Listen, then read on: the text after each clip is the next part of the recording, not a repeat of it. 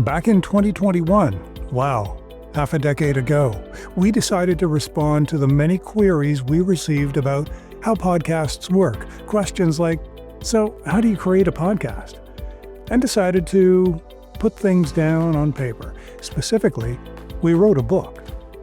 Podcasting Explained was published in 2021. It was part of our Explained series of books and was intended to provide a workable understanding of podcasts within the world of audio storytelling. Well, to say that a lot has changed or evolved in half a decade doesn't even begin to illuminate the world of podcasting, so we decided to update that book. Podcasting Explained 2.0, the second edition, is now available. And this episode of The Point talks about the content in the second edition of Podcasting Explained, as well as what we thought deserved more attention. How nonprofits and charities use podcasts to broaden their reach and amplify their messages.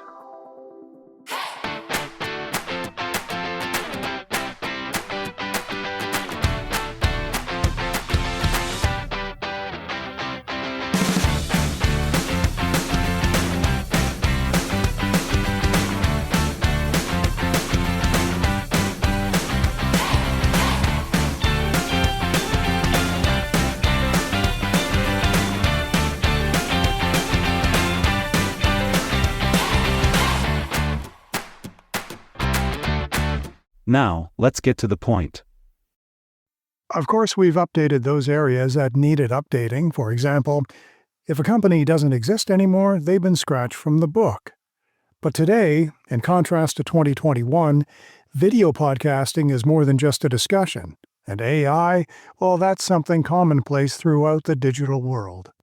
But the real update we wanted to make stems from our experience as producing digital media, like podcasts for nonprofits and charities. Over the years, we've been struck by how important a podcast can be to those organizations and endeavors that aren't necessarily focused on generating profit revenue. It's all those issues and voices that turn to podcasts to elevate their respective volumes in the world, to connect with others. And that's what we really wanted to share in Podcasting Explained, the second edition. Instead of me blathering on, let me read you an excerpt from one of the new chapters, a subject that focuses on the use of podcasts to speak to those people and issues without a public voice. From the Margins to the Center. Changing Perceptions About Disability by Melanie Taddeo, the founder of Connect for Life. More than 10 years ago, my team and I created a charitable nonprofit in Canada called Connect for Life. We identified our mission in the following way: to enhance the potential of individuals with disabilities by strengthening their independence and contributions to society, and to promote positive change by transforming public perception. This mission was, and still is, driven by our vision, which aims to eliminate barriers for people with disabilities in our community. Through our programs and services, we help address key challenges experienced by someone with a disability, and we work tirelessly to engage people with the right tools and support, which include a variety of life skills programs, wellness programs, training in financial literacy, and civic engagement, and so much more. It was in our 10th year of operation that Connect for Life started growing in exciting and previously unimagined ways. First, we formally commenced work on building our newest chapter in South Africa, and second, we launched a podcast, simply called Connect for Life, the podcast.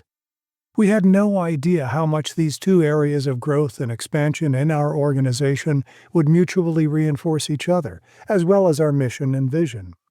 Connect for Life, the podcast, became a reality in November 2024, with our first episode and trailer hosted and published through creators for Spotify, working their ways through the global distribution system of podcasts within hours. We first produced audio spoken word versions of our monthly newsletter, and that was soon augmented with 2 new mini-series within the program itself, both of which are microcasts that provide listeners with personal exchanges between Canada and South Africa. We had no idea that our stories would reach and impact more than 1,000 listeners within a few short weeks. And while these early numbers were low compared to the numbers achieved by celebrity podcasters, We were enthusiastic about the potential because, well, let's face it, disability tends to reside at the margins of society, and we were reaching and connecting with people we didn't even know, in places like Japan, across Canada, South Africa, the United States, Germany, and the UK. Moreover, there we were, working tirelessly at building a new chapter and training center in South Africa, and by harnessing the tools and benefits of podcasting, we were doing more than simply developing a listener audience. The power of podcasting allowed us to broaden our reach and our community, potentially build new supporters, and in the immediate term, to help our organization share our stories for listeners of all abilities, regardless of the continents and oceans that separate them. We were actively building connections, breaking barriers, and reaching people who wanted to learn more about our day-to-day experiences in helping to change the perceptions about someone with a disability. Podcasts have developed into a powerful and very versatile medium, and their significance and potential for anyone with a disability is exciting. Podcasts offer the accessibility of forging connections, of advancing empowerment and inclusion. Podcasts circumvent many of the barriers inherent in traditional media, such as geographic separation, inaccessible formats, or the inability to access certain media due to government regulations or laws. They also have the potential, and this is very exciting, to move beyond traditional social spaces and to possibly create new ones due to the global reach and distribution of a podcast.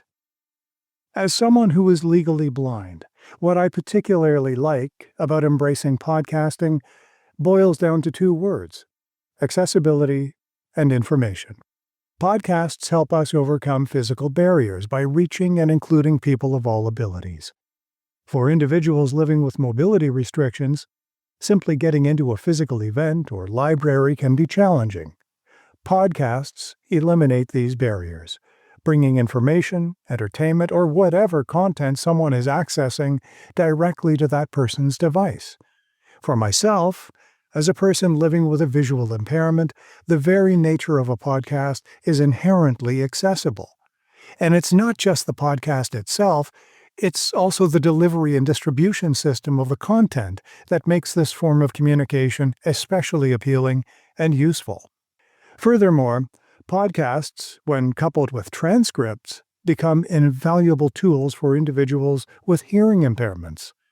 Transcripts provide a textual representation of the audio content, ensuring equal access to information. Even the ability to control playback speed and volume, which facilitates individual customization, caters to yet another basket of disabilities, including developmental, neurological, or learning. I am excited about the prospects of our podcast for the continued sharing of information and community building. Podcasts create a space to share information about different lived experiences, about different disabilities and different abilities, and to create community around all of this. This is incredibly important for people who can often feel isolated, residing, as I said earlier, at the margins of society. Connect for Life is all about connecting, and the power of the podcast speaks directly to the very essence of connection and the capacity to foster social connections. We look forward to using our program, our podcast, to help create a sense of community by connecting individuals with shared experiences. It's a truly empowering experience when one thinks of the ability of a podcast and its related social media tools to provide a platform for people with disabilities to share their stories, their perspectives, and expertise, to foster a sense of belonging. In the outro of our program, Connect for Life the podcast, we reference our goal of championing the growth stories of people with disabilities. And the podcast does exactly that. It empowers individuals and amplifies their voices, thereby challenging societal stereotypes. Finally, advocacy and social change are two areas of focus that are critical to an organization like Connect for Life and the work we do with people of all abilities. And a podcast is an inherently well-suited platform to not only discuss, but advance disability rights, advocacy, and social justice issues. Issues like empowerment in civic engagement, For example, in knowing one's rights in the electoral process, and more importantly, knowing how to participate, are critical components of our training models. And a podcast is a natural extension of our work by providing a forum of exchange, learning, and advocacy. In other words, the program is not only social, empowering, and educational, it potentially can promote self-advocacy, social conversations, the exchange of information and experiences, communities of peer support. All of these can ultimately provide the resources and the platform about disability rights necessary to drive social change. When this happens, we are all closer to living in a more just, global society in which everyone can participate and contribute in meaningful ways. The opportunities are virtually limitless, and we've barely just scratched the surface of that mountain of potential. Connect for Life, the podcast, is a prime example of how podcasts can give a voice to those communities without one, and to elevate social issues critical to the mission and the vision of a charitable organization. What you just heard was from contributing author Melanie Taddeo. She's the president and CEO of a Canadian charitable organization called Connect for Life. This was taken from Chapter 11, entitled Giving a Voice to Those Without One, from the book Podcasting Explained 2.0, available on Amazon, or check us out at henleypoint.ca. I'm your host, Stephen Christensen. Thanks for listening. The Point is a podcast production of Henley Point. For more information, visit henleypoint.ca.